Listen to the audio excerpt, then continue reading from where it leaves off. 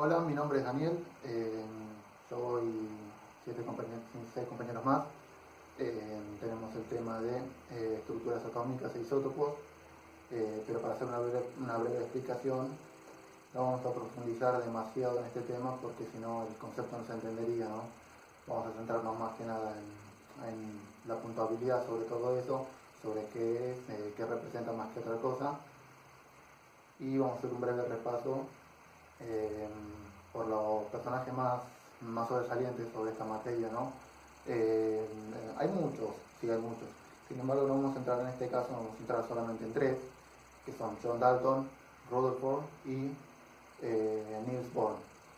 Tres históricos personajes sobre esta materia que han estudiado, profundizado y básicamente son los que desarrollaron lo que nosotros entendemos como materia, prácticamente.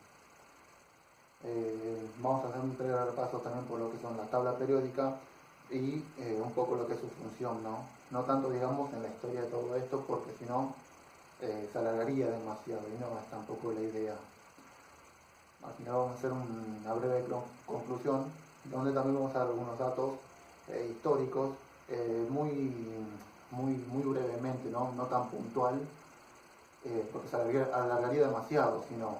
Así que a continuación mis compañeros le van a hablar sobre las estructuras atómicas e isótopos, algunos hechos, la tabla periódica y una conclusión final que vamos a añadir como para hacer un círculo en todo esto y que no se quede concluso, digamos, que tenga un equilibrio entre todas las partes, digamos. Así que, Comencemos sabiendo qué es la estructura atómica. Es la disposición de los microelementos que conforman a la materia, ya sea protones, neutrones, electrones, etc. Bueno, un átomo es la unidad principal por la cual se origina la materia, o sea, es imposible dividirlo, porque es una mínima porción de materia, aunque él se encuentra dividido en menores partes llamadas partículas subatómicas. El átomo está dividido en dos partes. Tenemos el núcleo, que sería la parte central, que compone el 99,98 de la masa del átomo, y en él se encuentran 200 tipos de partículas subatómicas, pero las más importantes son los protones, cargados positivamente, y los neutrones, que tienen una carga neutral, en sí no tienen carga. Y la parte de la corteza, que sería la nube electrónica, que compone el 99,99 del volumen del átomo, y este tiene electrones cargados negativamente girando alrededor del núcleo. Comencemos con las características del núcleo. Lo primero es el número atómico. Es representado con una Z, que esto significa la cantidad de protones que hay en el núcleo del átomo. Por ejemplo, el oxígeno tiene 8 de número atómico. Eso significa que contiene 8 protones en su núcleo. El siguiente es el número de masa, que se simboliza con la letra A. El número de masa es la suma de los protones y de los neutrones que se encuentran dentro del núcleo. Todos los átomos que se encuentran en la tabla periódica son neutros. ¿Y qué significa que un átomo sea neutro? Es que contiene la misma cantidad de protones dentro del núcleo que la misma cantidad de electrones fuera del núcleo. Cuando esto no ocurre, se le llama ion. ¿Por qué? Porque son átomos que ganaron o perdieron electrones, o sea, átomos con carga eléctrica. Cuando tienen más carga positiva se llaman cationes y cuando tienen más carga negativa son aniones. Cuando hablamos de la representación de un elemento químico, nos referimos al símbolo, a el número atómico, el número de masa y su carga, si es positiva o negativa.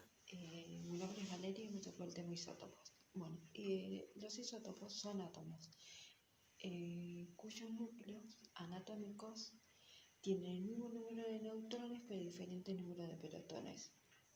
Cada isótopo, de un mismo elemento tiene el mismo número atómico que se representa con la letra Z. Acá yo hice un dibujito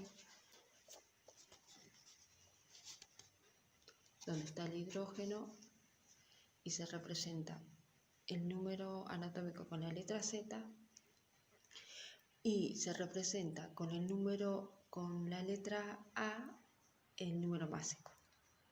¿Sí? Bueno, el número másico corresponde a la suma de neutrones y protones y el número anatómico corresponde a la suma de protones que se encuentra dentro del núcleo. Se conoce a la tabla periódica como un esquema diseñado para organizar cada elemento químico de acuerdo a sus propiedades y particulares que posee cada una.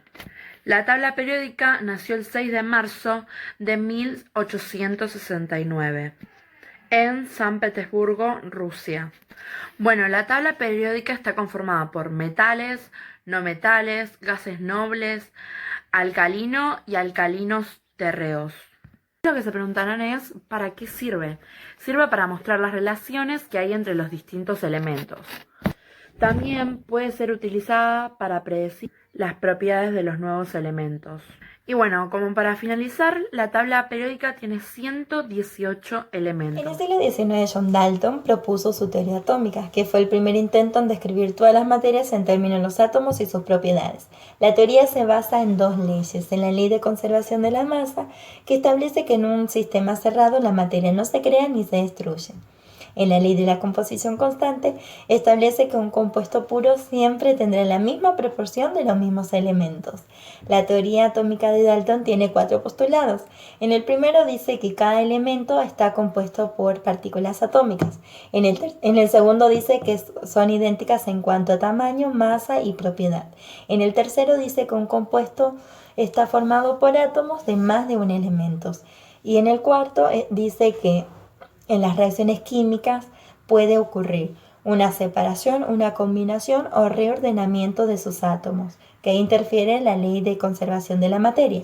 Siglo después, en el siglo XX, una serie de científicos lograron demostrar que el átomo es divisible, porque John Dalton decía que el átomo era indivisible, que no se podía dividir.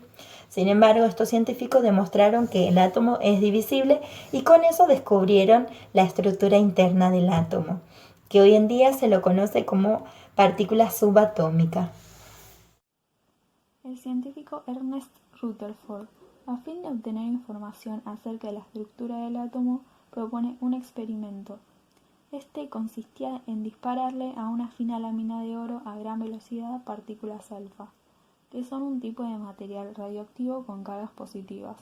Al realizarlo, observó que la mayor parte de dichas partículas atravesaron la lámina con facilidad, chocando con un detector de partículas.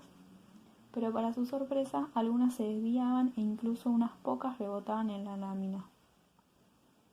Finalmente, en 1911, Rutherford introduce el modelo planetario, en el cual el átomo se divide en un núcleo que contiene los protones y neutrones y una corteza formada por electrones que giran alrededor del núcleo en órbitas circulares.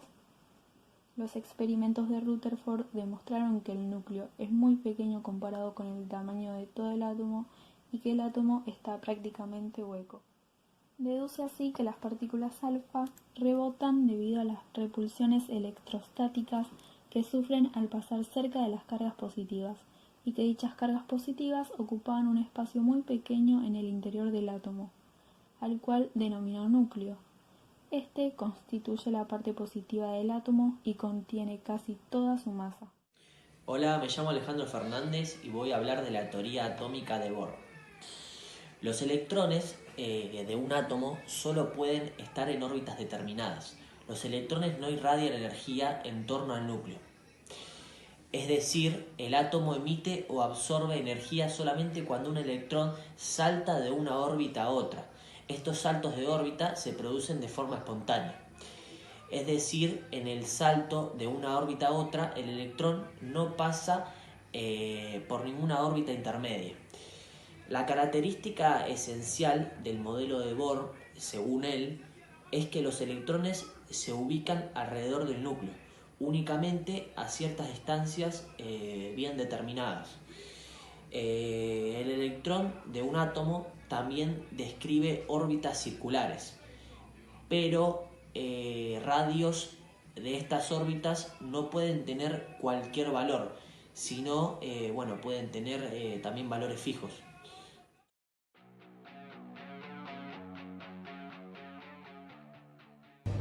Bueno, yo voy a hablar sobre la masa.